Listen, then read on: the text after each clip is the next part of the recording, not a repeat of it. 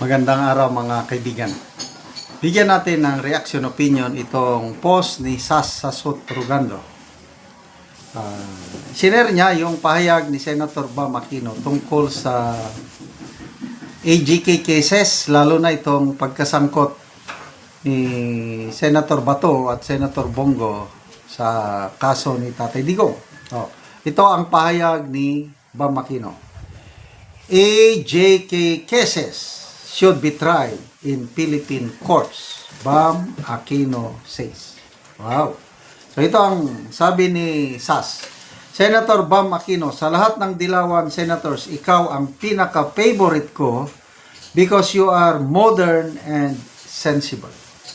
Pero sana maging consistent and have more spine to stand up against your crowd. Dahil sayang ka, you are good here. We can disagree on whether what happened during the Polvoron War was wrong, but we can agree that whatever it was, it must be resolved by our own system and not by foreigners.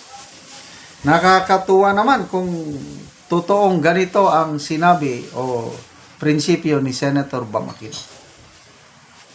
May kasalanang ginawa si Senator Bato, Senator Bongo, so be it. Ang mag-issue ng warrant of arrest, Philippine courts. Ikulong sila dito sila litisin, hindi sa Banyangka. Ganon lang kasimple. Kahit si Tatay Digong natin, hindi dapat dinala doon sa ICC. Kasi gumagana ang ating justice system. Ang ICC, complementary court lang yan. Papasok ang ICC pag hindi na nagpapangsyon ang justice system ng isang bansa. Pilipinas.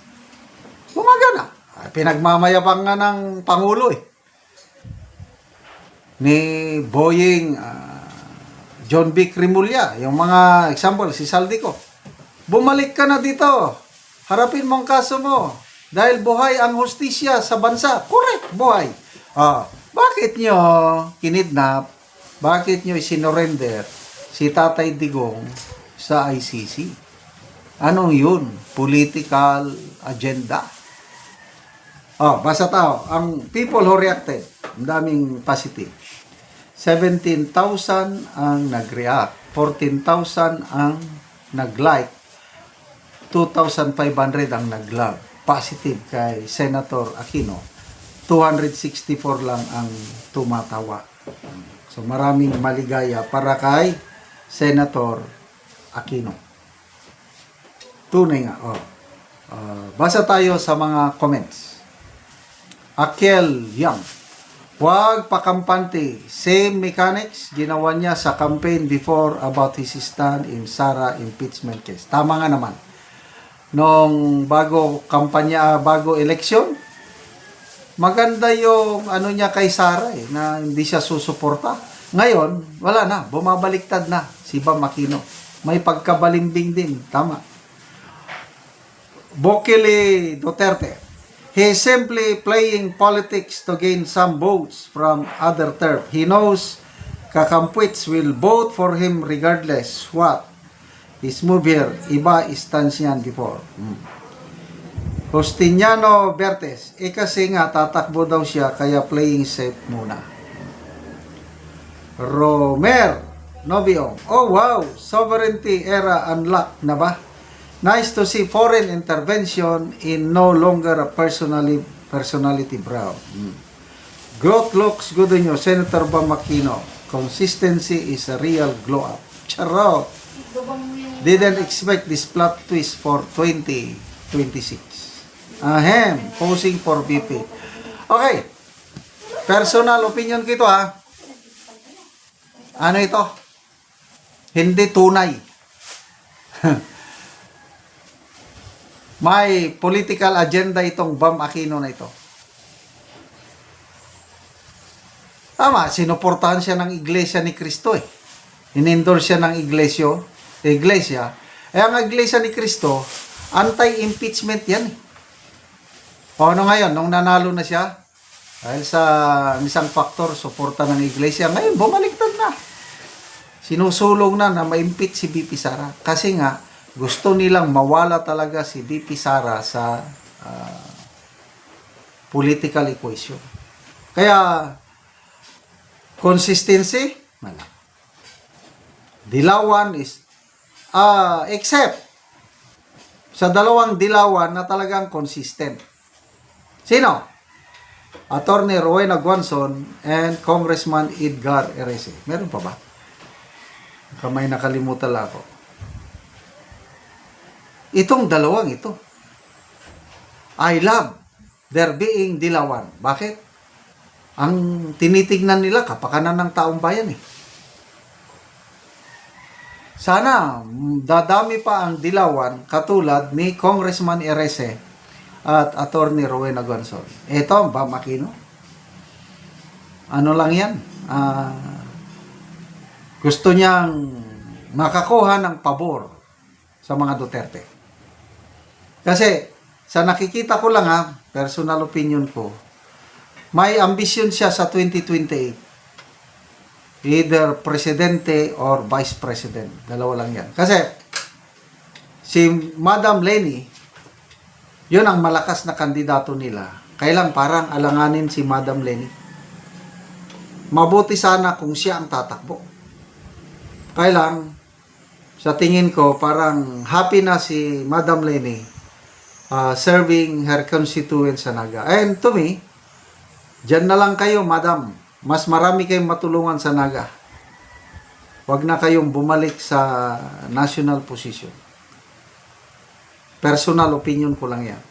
Although maganda sana kung siya ang tatakbo. Mabuti sana kung may balik ko lang panahon na ang nanalo ng 2022 ay si Madam Leni. Bahala ng lutang, sinasabi nating lutang, wala namang bahid sa katiwalian. O, di mas maganda. Kaysa ngayon, magaling nga daw ang ating presidente. Ano yan? Oxford graduate, kung ano-anong graduate. Punong-puno na naman ng korupsyon ang nangyayari sa administrasyon. Kaya, nanaisin ko pang Leni sana ang presidente natin ngayon. But ngayon, Bam Aquino, Reza Ontiveros, no way. BP Sara pa rin ako, true and true. Salamat mga kaibigan sa inyong pagsubaybay sa ating channel.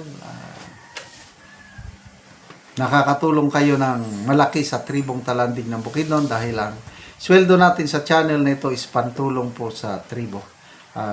Namimigay tayo ng libreng yero at pako para makapagpatayo sila ng mas maayos na tirahan. Panoorin nyo ang video na ito. Karon ni anak ko diri sa balay sa natabangan na mo giyero. So mo na niyang itsura sa iyang ngiro nga gatuluan na. Nanay mga buslot-buslot. Ug ipang butangan lang ang diri dapit og silupin. O karon mo na ni si ate ang natagaan og giyero.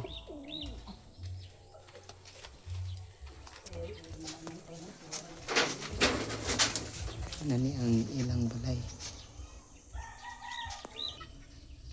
O karon te pila na ni katuig ang imong balay nga inana nang itsura nga nabuslot-buslot na tuluan akong ulan.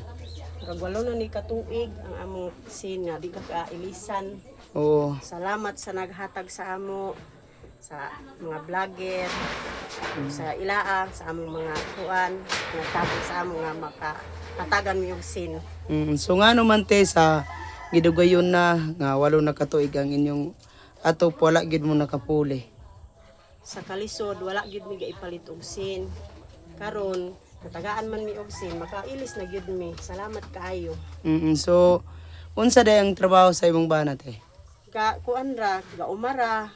Gaumara. Mura na iyang trabaho, magmuso, gamay, mura na. So Kuan. tagpila pod ang adlawan karon te sa magmuso?